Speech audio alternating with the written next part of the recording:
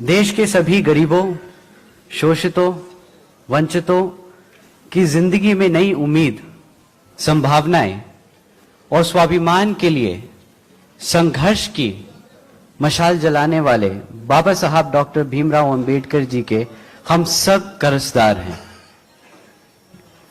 हमारे समाज के मसीहा को मैं कोटि कोटि नमन करता हूं।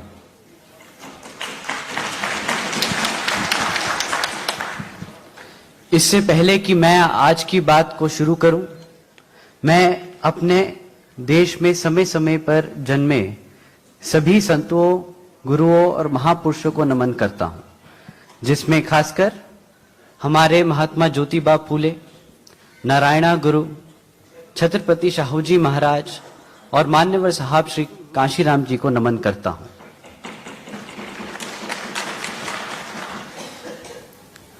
मान्यवर साहब श्री कांशीराम जी के विचारों को देश के कोने कोने तक ले जाने वाली और सर्व समाज को साथ लेकर शासन, प्रशासन व अनुशासन का उदाहरण देश को दिखाने वाली उनकी एकमात्र उत्तराधिकारी हैं हमारी आदरणीय बहन कुमारी मायावती जी।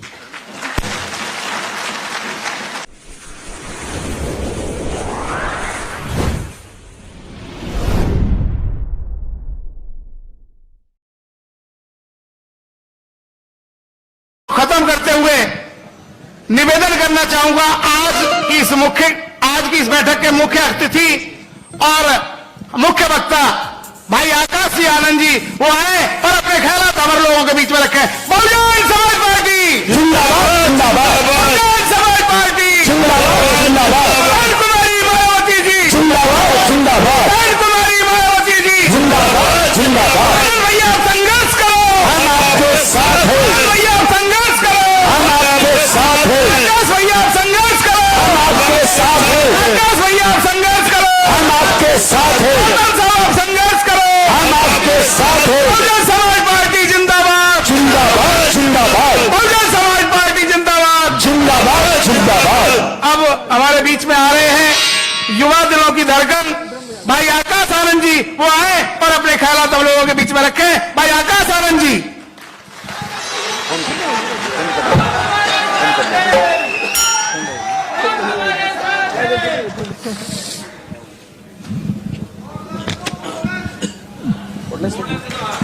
हाँ, कॉर्डलेस क्यों? अच्छा नहीं लगता कि हम मंच पे खड़े हो जाएं? हाँ, चलिए।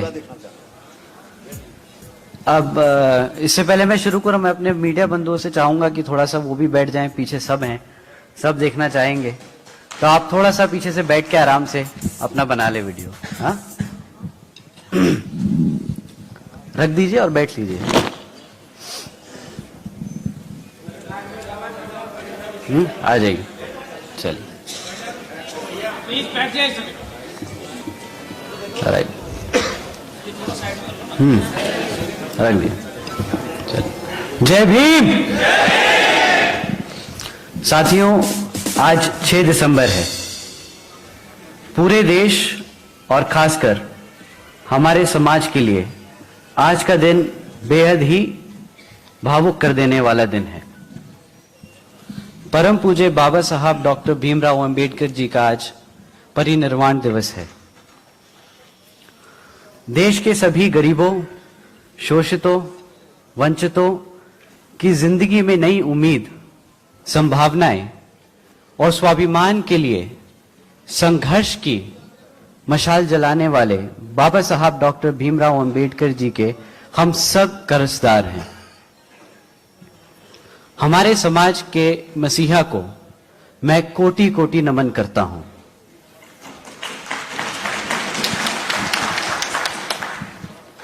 इससे पहले कि मैं आज की बात को शुरू करूं, मैं अपने देश में समय समय पर जन्मे सभी संतों, गुरुओं और महापुरुषों को नमन करता हूं, जिसमें खासकर हमारे महात्मा ज्योतिबा फूले, नारायणा गुरु, छत्रपति शाहू जी महाराज और मान्यवर साहब श्री कांशीराम जी को नमन करता हूं।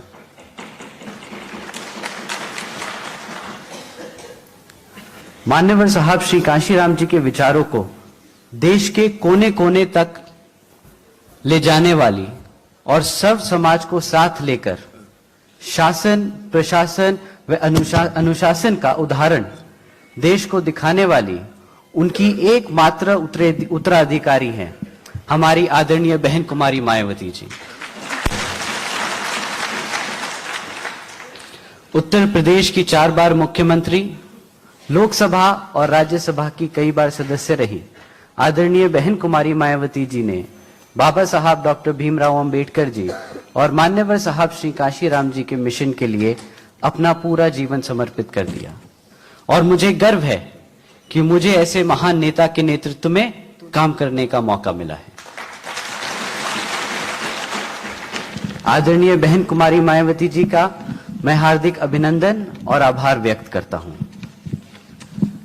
आज जयपुर में यहां राजस्थान के कार्यकर्ता सम्मेलन में मेरे साथ मंच पर उपस्थित बीएसपी के राष्ट्रीय उपाध्यक्ष माननीय श्री आनंद कुमार जी, बीएसपी के राष्ट्रीय कोऑर्डिनेटर और राज्यसभा सांसद माननीय श्री रामजी गौतम जी, राजस्थान प्रदेश प्रभारी श्री सुरेश आर्य जी, श्री सीतारमन मेघवाल जी, श्री हरीश सिंह जी, श्री अमर सिंह जी और मंच पर उपस्थित सारे कार्यकर्तागण, बहुजन समाज पार्टी प्रदेश अध्यक्ष श्री भगवान सिंह बाबा और साथ ही कमेटी के सभी सदस्यगण, जिला कमेटी, विधानसभा कमेटी, सेक्टर कमेटी और बूथ के कार्यकर्तागण, हमारे बीबीएफ के जवान सिपाहियों और दूर दराज से आए हुए बहुजन समाज पार्टी के समर्थकों का मैं स्वागत व अभिनंदन करता हूं।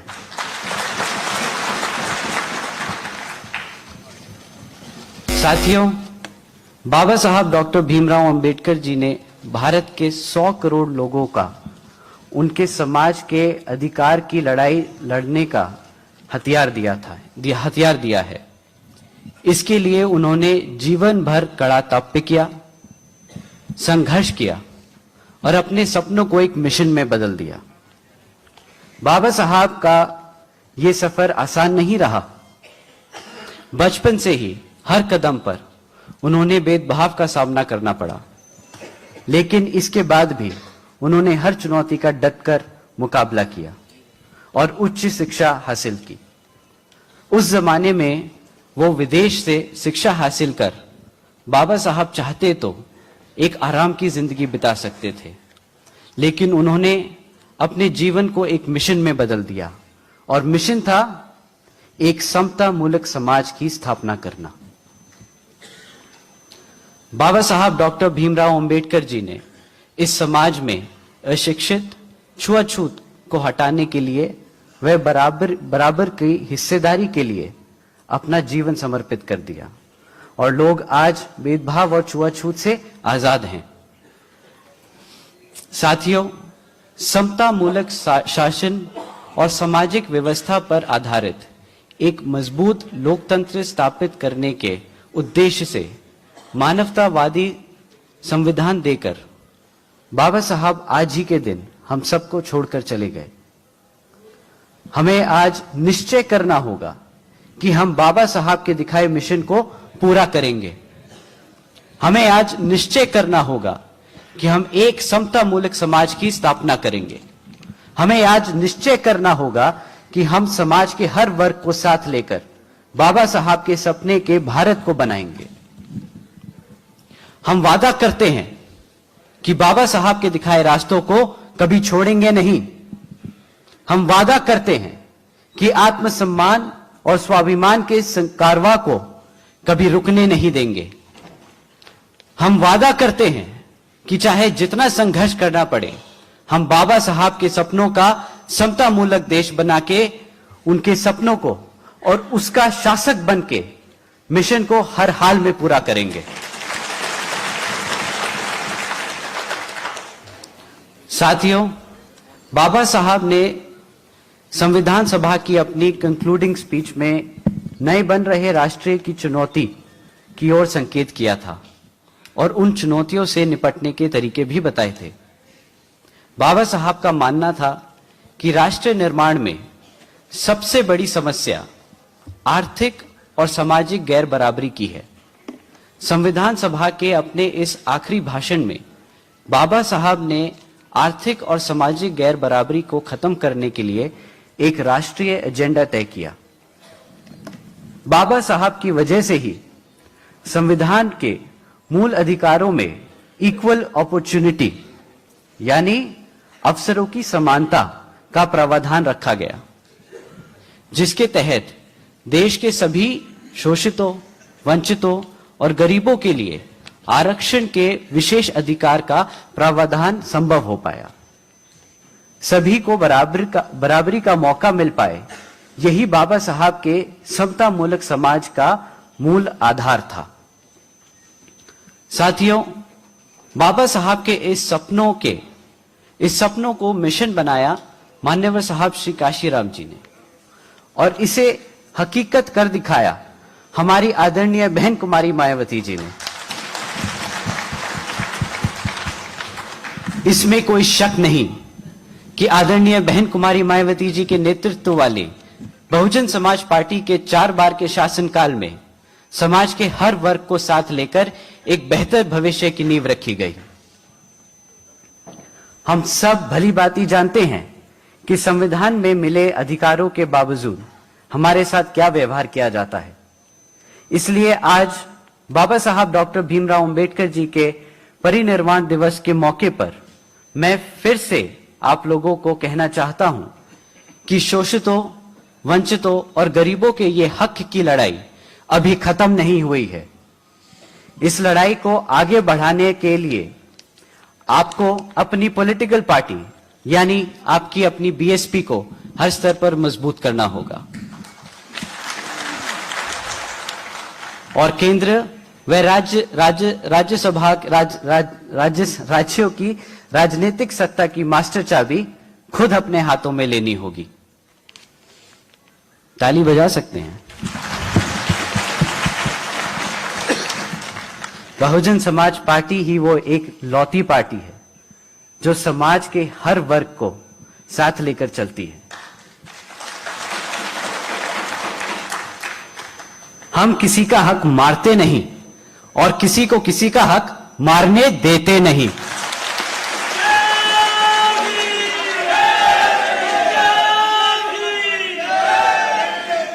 इसीलिए आदरणीय बहन कुमारी मायावती जी ने कहा है कि हमें सर्व समाज में से अपर कास्ट को साथ लेकर बहुजनों की सरकार बनानी है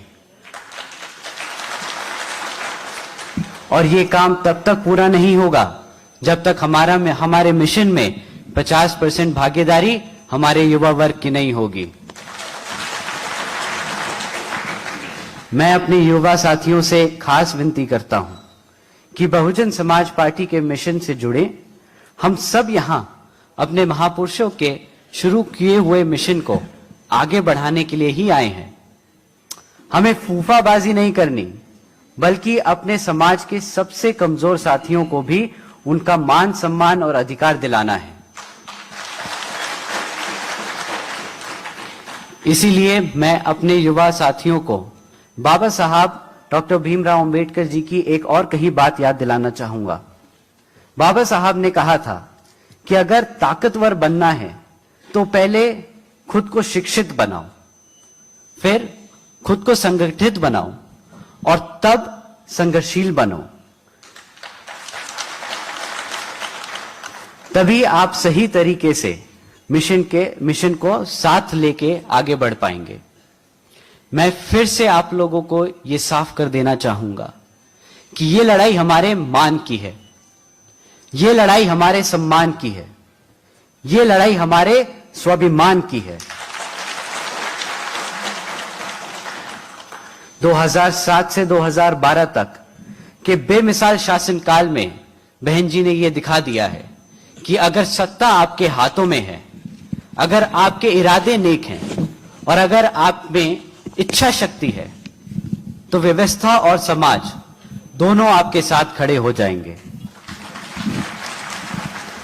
उत्तर प्रदेश में 4 बार के शासनकाल में बहन जी के शासन, बहन जी के प्रशासन और बहन जी के लाए हुए प्रशासनिक अनुशासन ने दुनिया को बता दिया कि असल मायने में सुशासन होता कैसे है।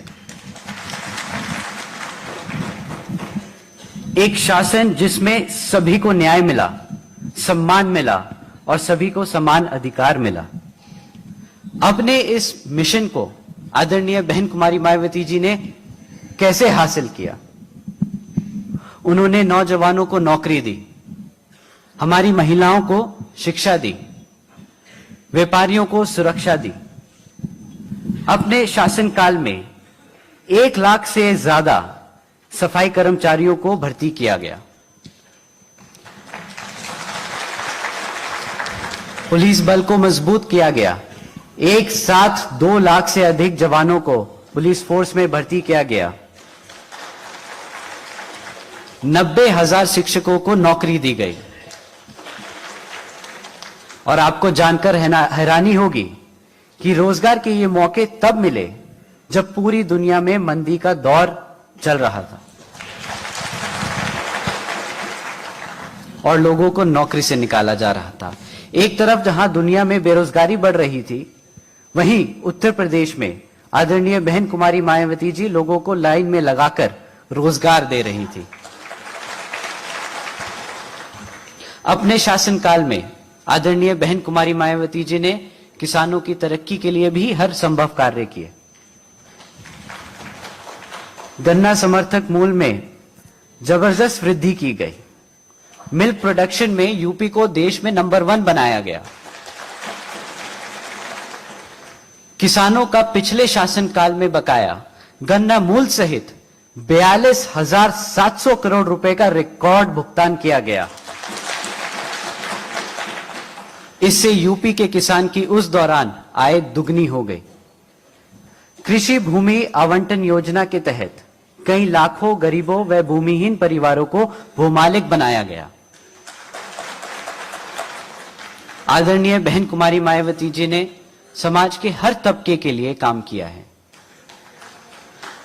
आदरणीय बहन कुमारी मायावती जी का शासन हमेशा बहुजन समाज पार्टी के सर्वजन हिताय व सर्वजन सुखाय की नीति पर ही चला। कभी किसी के साथ भेदभाव नहीं हुआ। सर्व समाज सर्वजन हिताय की नीति के तहत ही आदरणीय बहन कुमारी मायावती जी ने 2007 से 2012 तक के अपने कार्यकाल में जनरल कैटेगरी की सरकारी भर्ती पर लगी रोकों को भी हटाया। यही नहीं, उन्होंने सर्व समाज में से अपर कास्ट के युवा डॉक्टर्स, इंजीनियर्स आदि को सरकारी नौकरियां भी दी। साथ ही विभिन्न विभागों में पहले से खाली पड़े सरकारी पदों को विशेष अभियान चलाकर भरा गया और लोगों को सरकारी नौकरी दी गई। सर्व समाज के तमाम छात्रों की डॉक्टरी, इंजीनियरिंग और मैनेजमेंट आदि के उच्च प्रोफेशन में पूरी भागीदारी करने के लिए लखनऊ में छत्रपति शाहूजी महाराज प्रशिक्षण केंद्र की स्थापना भी की गई।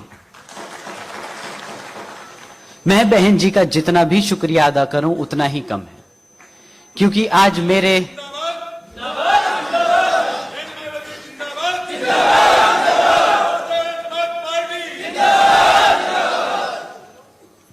मेरे जैसे न जाने कितने नौजवान उनके संघर्षों की वजह से अपने पैरों पर सम्मान के साथ खड़े हैं।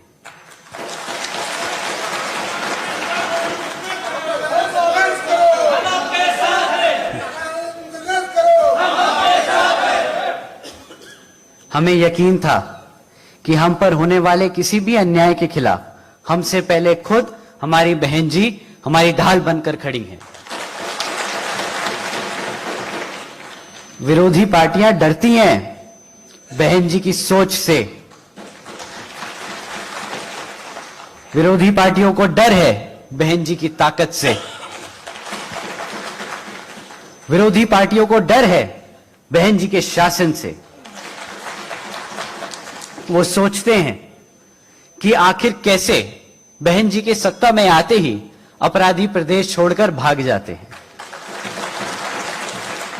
कैसे बहन जी का नाम सुनकर उत्तर प्रदेश के सो कॉल्ड माफिया, बाहुबली, गुंडे थर थर कांपने लगते थे। 1995 में जब बहन जी पहली बार मुख्यमंत्री बनी तो शासन में आते ही उन्होंने करीब 1,45,000 अपराधियों पर गुंडा एक्ट लगाकर उन्हें जेल भेज दिया।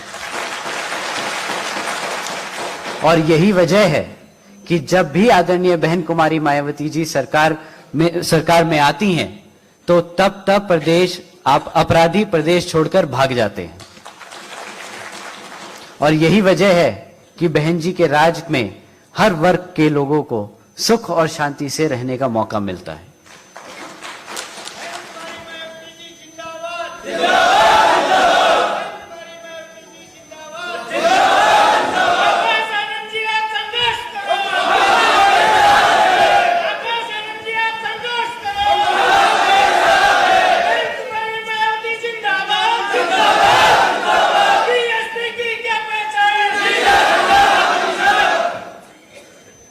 फिर चाहे वो हमारी माताएं बहनें हों, बुजुर्ग हों या फिर हमारा व्यापारी वर्ग, सत्ता में चाहे कांग्रेस हो या बीजेपी, इन दोनों ने ही सरकार में रह के हमेशा हम पर अपराध और हमारे साथ भेदभाव किया है। राजस्थान में कांग्रेस का राज्य है और पूरे देश में राजस्थान ही वो राज्य है जहां हमारे समाज पर सबसे ज्यादा अत्याचार होता है। नेशनल क्राइम रिपोर्ट ब्यूरो यानी एनसीआरबी की रिपोर्ट बताती है कि उत्तर प्रदेश से भी ज्यादा अपराध हमारे समाज के लोगों पर यहां राजस्थान में होता है। उत्तर प्रदेश में भाजपा का शासन है और राजस्थान में कांग्रेस का। अब आप लोग बताइए कि इन दोनों में से आखिर किस पे भरोसा किया जाए। हमने अब सभी दलों की सरकारों को देख लिया, कोई भी हमारे को सम्मान नहीं दे सका। सबने हमें सिर्फ और सिर्फ एक वोट बैंक की तरह देखा है और इस्तेमाल किया है। और हमारे बड़े कह गए हैं कि जिंदा कौमें 5 साल इंतजार नहीं करती।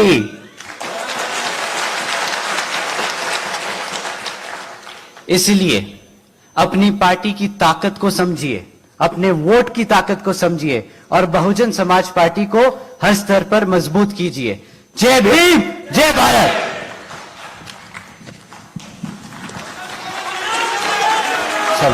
बहुजन समाज पार्टी जिंदाबाद।